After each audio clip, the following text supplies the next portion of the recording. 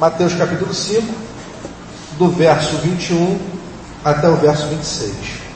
Ouvistes que foi dito aos antigos: não matarás, e quem matar estará sujeito a julgamento.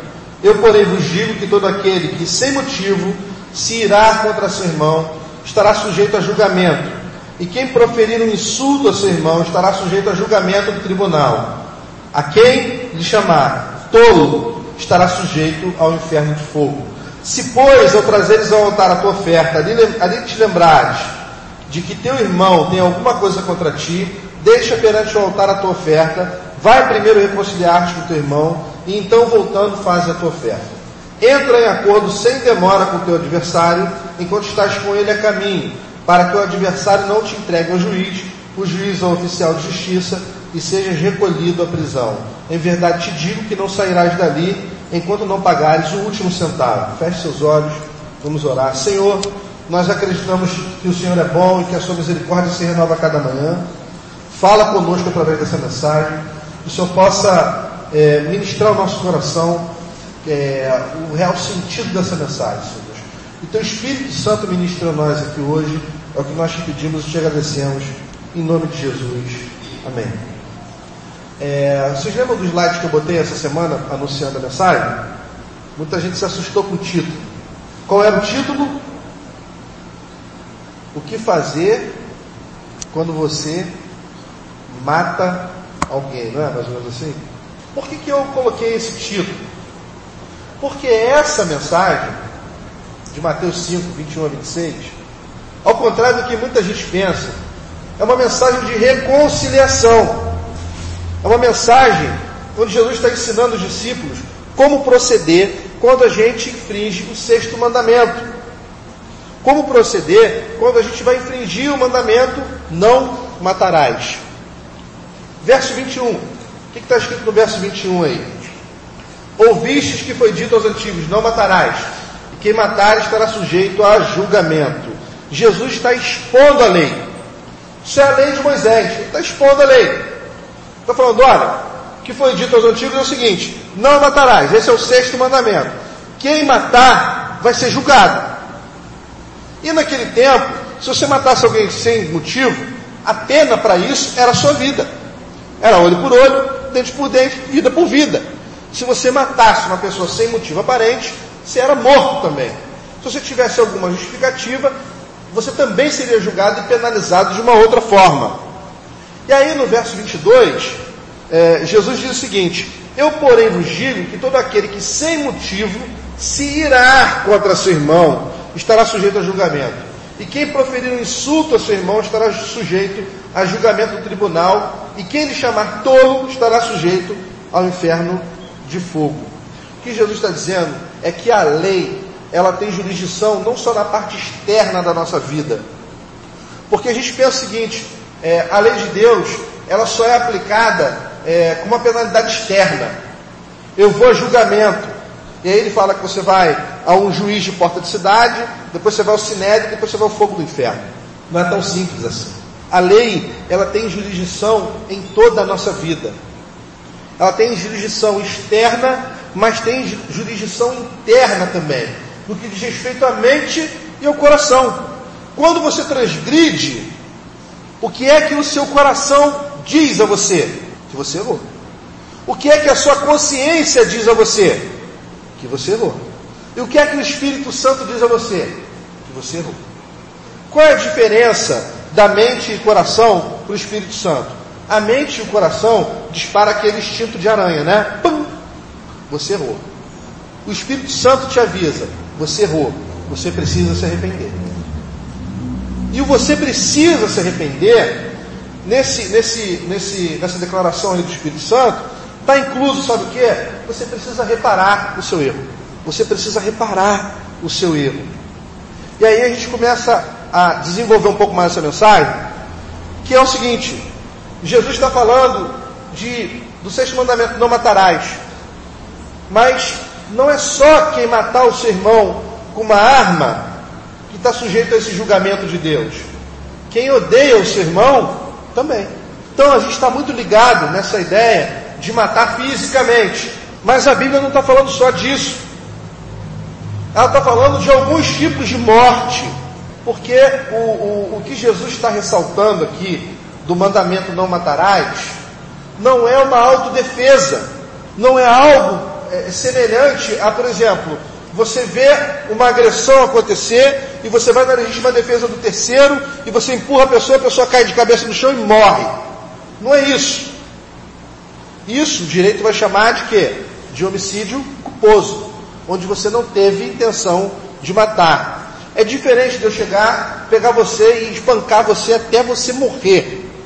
Isso é homicídio doloso, onde eu tive a intenção de matar, onde houve dolo. Então, a diferença que Jesus está estabelecendo aqui no não matarás é essa. Ele está falando do homicídio doloso. Ele está falando quando você mata por um motivo torpe, fútil. Quando você mata simplesmente por matar. Quando você desrespeita a vida. Quando você interrompe o direito do outro de viver. É isso que Jesus está falando. Então, quando eu me defendo, e aí, por uma força da circunstância, o outro morre, eu não estou enquadrado no não matarás. Mas quando eu saio de casa com intenção de matar, e eu mato, eu estou enquadrado no não matarás. Então, por exemplo, eu disse aqui que não só com arma de fogo, ou com arma branca, você tem poder de matar uma pessoa. Jesus está dizendo aqui que quem deseja vingança no coração é assassino também, ou não. Eu, porém, vos digo que todo aquele que sem motivo se irá contra seu irmão estará sujeito a julgamento. Olha o contexto é não matarás. Se você tivesse a certeza absoluta, monta a cena aí, se você tivesse a certeza absoluta de que não pegaria nada para você, de que ninguém iria te prender, de que ninguém iria descobrir, de que não haveria nenhum tipo de julgamento, nem condenação para você, talvez você pensasse com mais carinho na possibilidade de matar o seu inimigo? Claro que sim, porque o que proíbe a gente é o poder coercitivo da lei. Se eu prender, se eu matar, eles vão me prender. Ou, se eu matar, eu estou sujeito a ser morto. Mas o temor que tem que vir no nosso coração não é esse temor da parte externa da coisa. É o temor de que, ainda que ninguém veja, ainda que ninguém descubra, ainda que ninguém saiba, ainda que seja o crime perfeito, Deus sabe, e isso já vale para arrebentar com toda a minha vida. Porque a lei tem jurisdição interna também. A lei tem jurisdição interna também. Então, toda vez que você abriga a ira no seu coração contra o seu irmão, você chama condenação sobre você. Toda vez que você abriga a ira no coração contra o seu irmão, você chama condenação sobre você. E aí, Jesus continua dizendo o seguinte: primeiro, se você se ira sem motivo, você está sujeito a julgamento. Segundo, quem proferir um insulto a seu irmão também está sujeito a julgamento. Deixar claro aqui que insulto ao seu irmão não é uma brincadeira onde a gente está zoando um ao outro. É quando você está cheio de ódio no coração e você ofende o seu irmão. Você deu um passo a mais do que simplesmente pensar mal, do que simplesmente tramitar a vingança. Você está iniciando um plano de vingança. Quantas pessoas já não morreram por conta das palavras do outro? Palavras cruéis, desestimulantes. Não estou falando daquela questão do as palavras têm poder, bababá, aquilo que você diz vai acontecer, não, nada disso. Estou falando do poder do insulto mesmo, de magoar a alma do outro, de você chatear o outro, você deixar o outro para baixo, caído, desestimulado, abalado, triste. Quantas vezes já não perdeu a cabeça e já não insultou uma pessoa? Mas com todo o ódio que tinha no coração, você bota para fora. Pá! Jesus está falando que isso aqui também é homicídio, é assassinato. E aí, o último passo que Jesus vai ressaltar aqui é o seguinte: aquele que chamar o seu irmão de louco ou tolo é réu de fogo do inferno. A palavra aramaica para esse tolo é raka. É a mesma palavra que usa com insulto lá, raka. O problema é que quando ele está usando com a questão do insulto, é uma questão verbal. É oral, estou simplesmente desferindo um insulto. Eu estou extravasando a ira que está no meu coração na forma de uma palavra. Aqui não. Aqui eu desprezo completamente a pessoa. Eu deleto ela da minha vida, de forma que ela não existe mais para mim. Eu mato ela em vida. Eu passo por ela como se ela não existisse, eu não quero mais saber dela, eu não quero mais ver essa pessoa na minha frente, nem pintada de ouro, não quero mais saber. Jesus está dizendo que isso faz mal a você, porque a gente despreza o outro e acha que está ganhando a parada. Jesus está dizendo o contrário. Se você se ira e guarda a ira no teu coração, é um problema seu.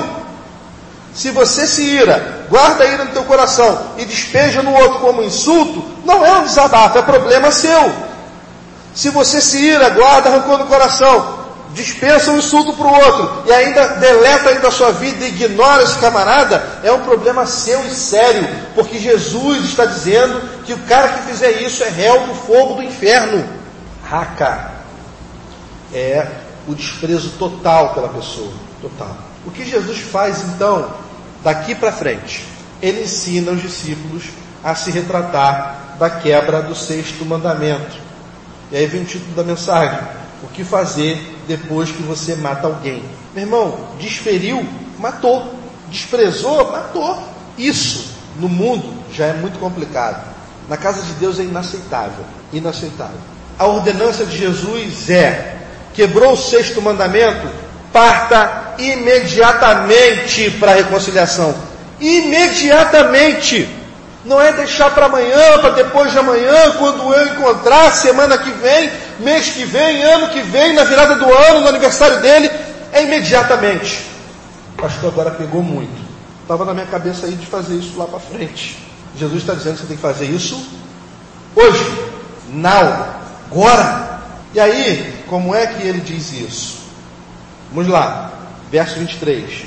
Se, pois, ao trazeres ao altar a tua oferta, e ali te lembrares de que teu irmão tem alguma coisa contra ti, verso 24, deixa perante o altar a tua oferta, vai primeiro reconciliar-te com teu irmão, e então, voltando, faze a tua oferta. O que é que Jesus quer dizer com isso?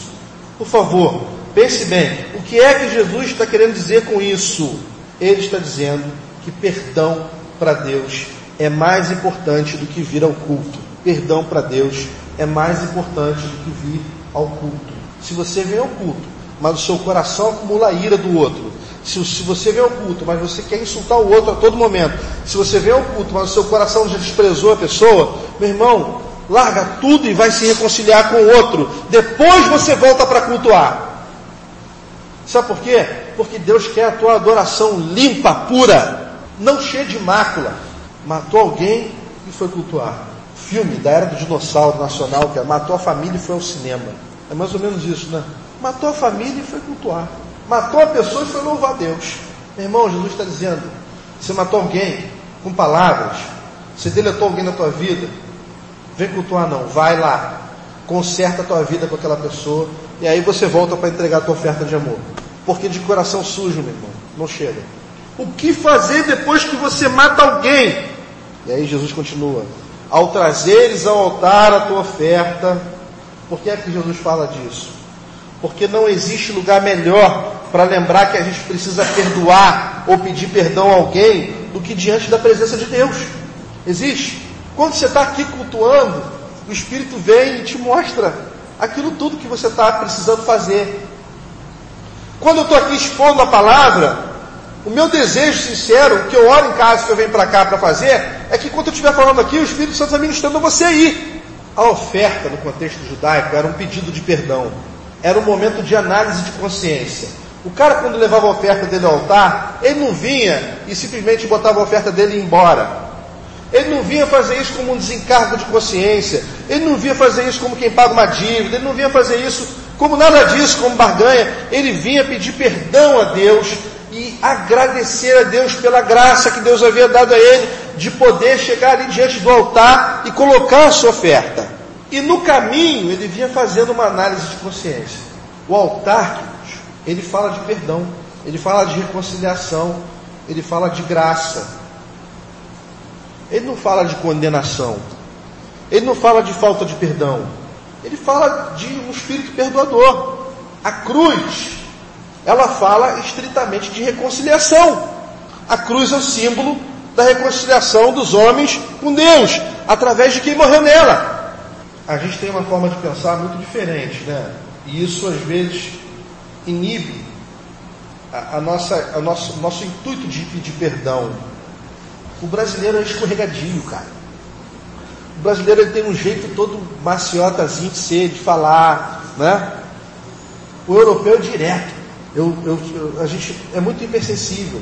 É fatal, né? Vai embora da igreja, se tranca em casa, vai para o hospício, se interna, toma remédios depressivos, morre em casa. Então, o que eu estou querendo exemplificar com isso? O que eu estou querendo exemplificar com isso é que quando o assunto é perdão, a gente é o brasileiro. A gente posterga, enrola, vai para falar, fica regateando a vida toda, roda, mas não pede perdão. E quando é para receber o pedido de perdão, a gente é o europeu, né? O cara vira e fala assim, e aí, você me perdoa? Não. Não é mais ou menos assim que a gente faz?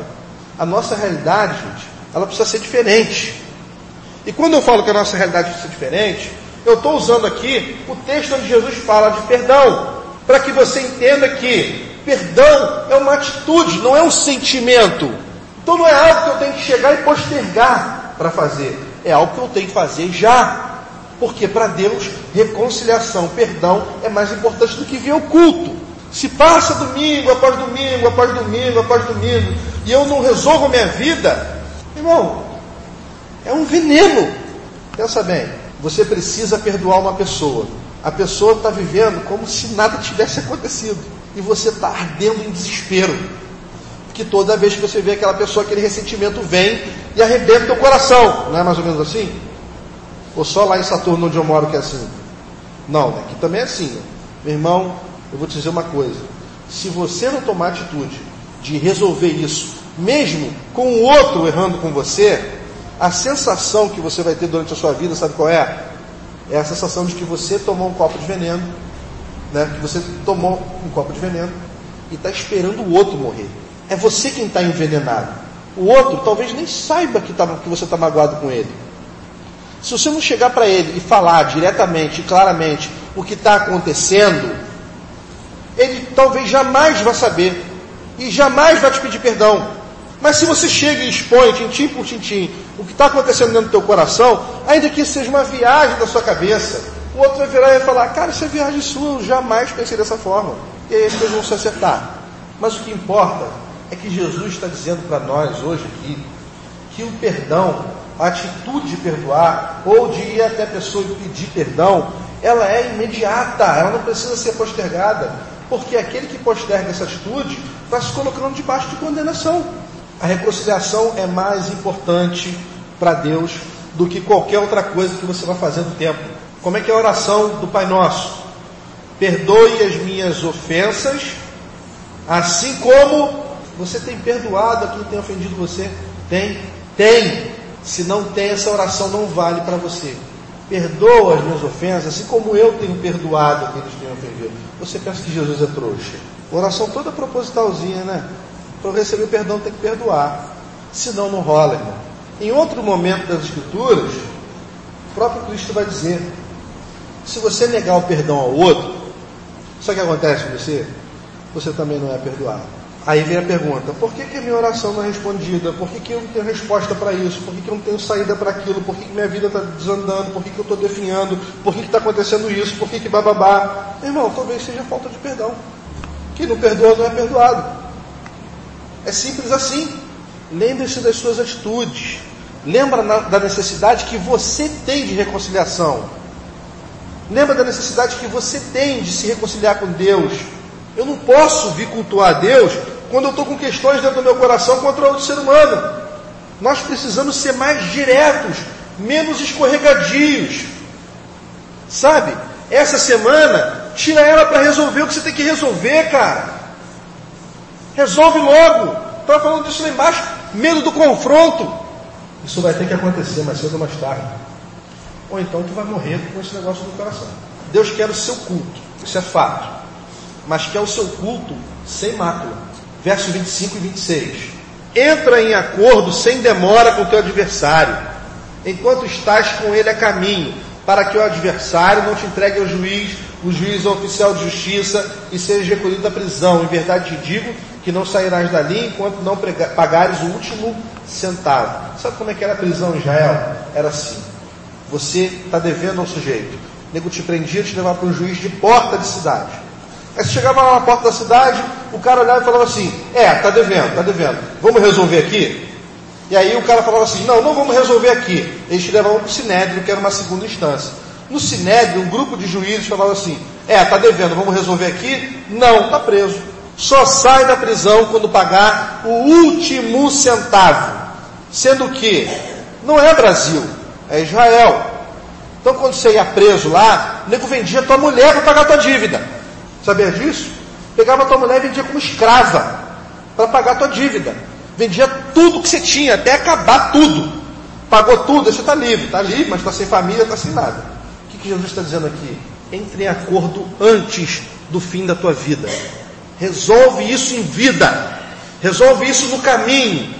Porque quando você chegar diante do juiz, vai ficar ruim de resolver. Acabou a misericórdia. A misericórdia é para cá. Para lá é só juízo. Imagina a cena.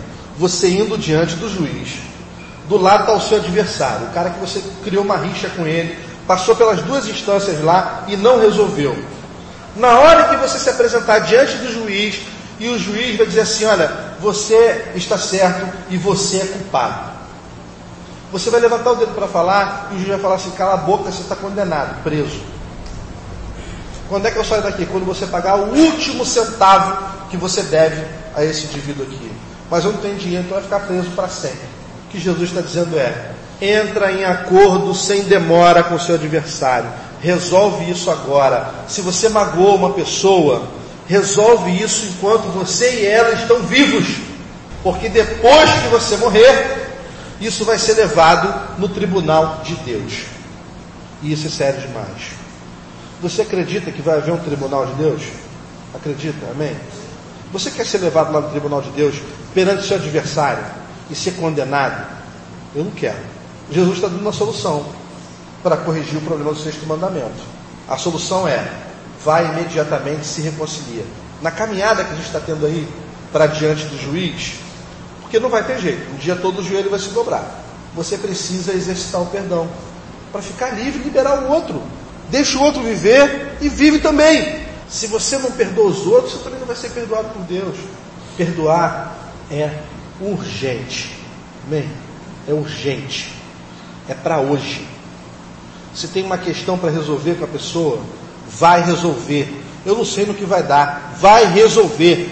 Faz a tua parte. Mas ele não quer me ouvir, faz a tua parte. E deixa que o Espírito Santo faz a dele. Se você tem que liberar o perdão, libera, acabou. Vou liberar lá no meu quarto hoje, ajoelhado. Vai liberar lá cara a cara com a pessoa. Eu tenho que pedir perdão à pessoa. Vai lá cara a cara e pede perdão. Sabe por quê? Porque assim, você vai estar corrigindo a quebra do sexto mandamento. Não matarás. E se você foi ferido, se alguém tentou te matar na caminhada, se você foi um insultado, você está sendo mais maduro que o outro. Está dando o primeiro passo. Quem dá o primeiro passo é mais maduro, gente. Não adianta você achar que, não, eu vou esperar ele vir. Ele vai vir de joelho. Vai vir. Tem que vir, se não vier, eu não vou.